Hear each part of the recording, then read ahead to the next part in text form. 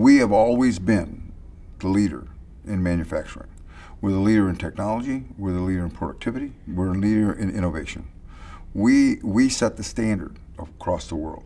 And it's vitally important that the United States and North America maintain that leadership for the rest of the world, to set the standard. A lot of the shoot and ship commodity type work has gone offshore.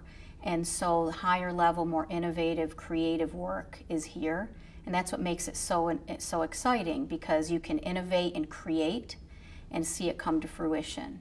If you've got an unreliable supply chain that stretches halfway around the world, and you need to be very agile and nimble, it just doesn't work. So we continue to invest in equipment and people, and brought that production back and are producing it here better, faster, cheaper. As there's successes being demonstrated and shown and talked about, which is a key part of the AME conference, and the sharing of that, people start seeing the opportunity of bringing the work back to the U.S. I think that we are on the precipice of a manufacturing boom in North America.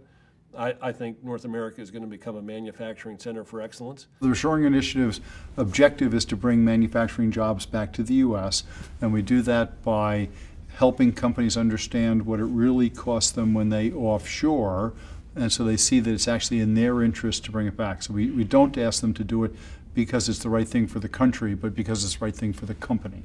As we started looking at the model and looking at the true cost of what it costs to make that product in Asia, unless we were selling that product in Asia, it didn't make a whole lot of sense. I call it a short-term approach, thinking you can outsource just about everything, and you can send it to another country, and you can get somebody to produce it cheaper. To me, if you can build the right processes and you focus on what the customer needs, that's what you should be doing first. Later in my career, when I worked for Harris Corporation, I had that opportunity again to move stuff to China in the telecommunication market.